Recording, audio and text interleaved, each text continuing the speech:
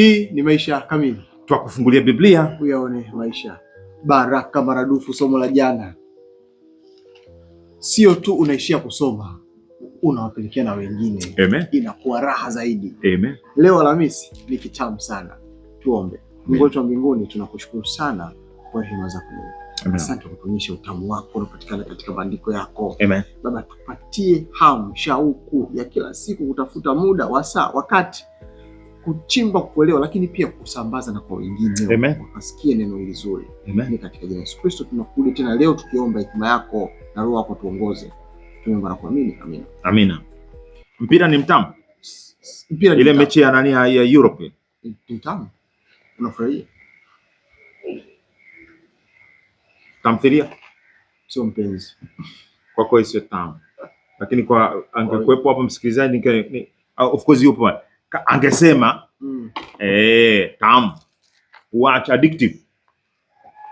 Hivi unaweza kujua kwamba utamu wa Biblia nao ni addictive? Ni yani unatengeneza utegemezi, yani unahangaika kwa kweli, unaleta hamu. Unataka ushahidi? Nataka ushahidi. Zaburi ya 119 mstari wa 103 na 104. Mausia yako ni matamu sana kwangu, kupita asali kinywani mwangu. Kwa mausia yako najipatia ufahamu, ndiyo maana naichukia kila njia ya uongo. Ndio maana naichukia njia ya uongo. Mausia yake ni matamu sana, kupita asali. Asali ni tamu. Mausia yanapita. Hebu fikiria kitabu cha Mwanzo, umeanza kusoma kitabu cha Mwanzo au Injili. Hebu muone Yesu akifanya yote hayo, afu jiweke mahali pake. Hebu ingia bustani na Eden pale, zaidi ya tamthilia bwana. Hebu angalia Yakobo akipambana na yule malaika pale, zaidi ya onyesho la ngumi pale. Hebu angalia ushindi wa Yoshua Kanaani. Alafu kuna mafundisho ambayo mausia, yani Mungu anafundisha kupitia hadithi, kupitia haya matukio, anavyohusiana na ubaji, anavyohusiana na Israeli, anavyohusiana na Kristo Yesu, anavyohusiana na mitume wake kazini, anavyohusiana na kanisa hata siku hizi. Sio tu actions tu, lakini zimejaa maarifa, mausia, mafundisho, hekima. Yani kwa mfano kama juzi tulivyozungumza, ukatoa muda. Ukatoa muda. Sio ule muda wa kukimbia, utamu huwezi kupata. Kuna utamu mwingine unaupata kadri unavyokaa ndani yake zaidi. Ndio unaanza kusema tamu. Ilikuwa wapi? Sasa ni tamu. Ni tamu kweli. Ushaona mama amepika chakula watoto hataki kula? Ila hawana njaa. Wanasema mbona mbaya? Wamezoea junk food. Wamezoea vitu vya barabarani vile. Yaani vitu vyenye ladha ya asili ile ladha. Twende Isaya 55. Hilo ndio tatizo ambalo linakuwa addressed pale na lakini pia tunahimizwa pale 55 kuanzia mstari wa kwanza. Haya, kila unaye kiu njooni majini, naye asiye na fedha njooni nunueni mle. Naam, njooni nunueni divai na maziwa bila fedha na bila thamani. Kwani kutoa fedha kwa ajili ya kitu ambacho si chakula, na mapato yenu kwa kitu kisichoshibisha? Nisikilizeni kwa bidii mle kilicho chema, na kujifurahisha nafsi zenu kwa unono. Tegeni masikio yenu na kunijia, sikieni na nafsi zenu zitaishi. Nami nitafanya nanyi agano la milele, naam, rehema za Daudi zilizo imara. Angalieni, isikia hapa hapo 3. Utaendelea kusoma mpaka huko nyuma. Hapo anatoa ofa watu kuja mezani, kuja kuchukua maji ya uzima bure, sawa, lakini pia na chakula bila fedha, lakini wanatakiwa kununua. Alafu akaanza kusema, lakini kwa nini kupeleka fedha? Kwa nini kupeleka fedha kwa ajili ya kitu ambacho si chakula? Na mapato yenu kwa kitu kisichoshibisha? Netflix, mtandao ule wa movie mle. Netflix. Hata sijui ni vizuri na mambo mimi simo. subscription ukosi, bando unaweka kwa ajili ya kuangalia nini, una hamu na nini kwenye mtandao.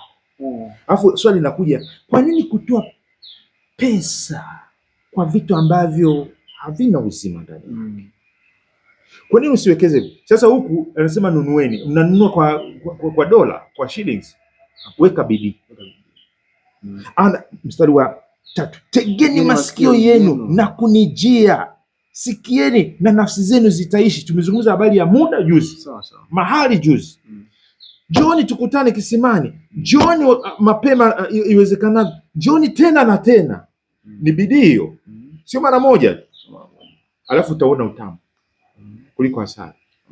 Alafu utazidi kuelewa, mbona Biblia inaeleweka. Mtu mwingine sasa, sielewi Biblia, mbona inaeleweka, mbona ni tamu, mbona silali.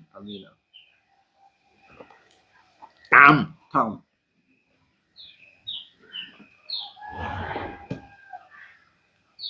Kama ulivyosema, kitu chochote ukipatia muda, ukipatia nafasi. Tutoe tu mfano mimi, yani mpira lazima nikodolee macho muda wote. Kuelewa. Na mechi zote nazifuatilia. Yani muziki unafahamu mtu fulani anafanya na huyu mchezaji fulani anacheza sehemu fulani. Yani nafahamu hata uwanja gani unachezewa, yani kila sehemu nafahamu. Lakini kadri siku zinavyozidi kwenda nikawa napoteza na wanaacha kufuatilia na nakuta napoteza. Sasa kwa nini hiyo nguvu ukihamisha katika kutafuta bidii hiyo? Na hiyo umeanza kupoteza, wewe unadhani siri nini? Kwa nini kule inapotea? Kwa nini umepeleka nguvu wapi? Nguvu nimepeleka kwa Bwana zaidi. Wewe unajikuta inakuvuta huko. Unakuta huko. Una lose interest. Ya nini kuumiza moyo? Wewe nikupatie na mimi kisa bwana. Nilikuwa nikiamka, sawa nimesoma Biblia na nini, lakini kitu yani nakuwa kama nawashwa na kaumbea fulani. Niingie kwenye Instagram, kuna watu nimewafollow na kuna stories zao kila siku watanipatia watu kinachoendelea Tanzania, kinachoendelea kwenye mataifa na nini, news. Yani mimi napenda news. Sawa? Nikakujikuta muda nao tumia kuscroll ni zaidi ya nilivyotamani, hadi roho ikawa inaumia. Nikasema no, kuna kiu hapa ya kuscroll ya Instagram. Aka kiu haka. Nikaanza kuomba. Na kakataa. Akatakiwi kuninasa kiasi hicho, yani napata utamu kiasi huku, kiasi kwamba nimalize eti Biblia nije kuangalia huku. Alafu kwa nini nitumie huu muda mwingi? Huu muda si ningekuwa kule. Nikaanza kukataa kwa kupitia pumzi ya roho, yani nguvu ya roho. Sasa kitu kilichotokea, nikajikuta mbona napoteza lugha ile, hata nikirudi kuangalia asisikii ile ilikuwa naisikia kama ya mwanzo. Alafu Biblia sasa inazidi kwa tamu. Ule utamu umehamia huko. Msikilizaji wangu, sio kwamba nazungumza kwa ajili ya kamera hapa nini. Kwanza issue hapa sio kwamba kuwa na views nyingi. So, hapa tuna share. Hii ni kweli. Biblia ni tamu. Amina. Ipe muda. Amina. Weka bidii. Amina. Tuombe. Baba yetu wa mbinguni, ikiwa kama mtoto wako anaomba bidii, anaomba umnasue kwenye vitu ambavyo havina uhai, ili awekeze kwenye uhai. Mpe Baba kama ulivyotupa. Turudishe tena Baba kwa masomo haya bila kuchoka, kwa jina la Yesu. Amen. Amen. Asante ndugu mtazamaji, tumefikia tamati siku ya Alhamisi. Na siku ya kesho tunaenda kujibu maswali, lakini pia kutoa hitimisho. Tuko pamoja na Miano Lubinza, Enos Makalindile. Hii ni Dar es Salaam, Tanzania. Karibu sana. Amen.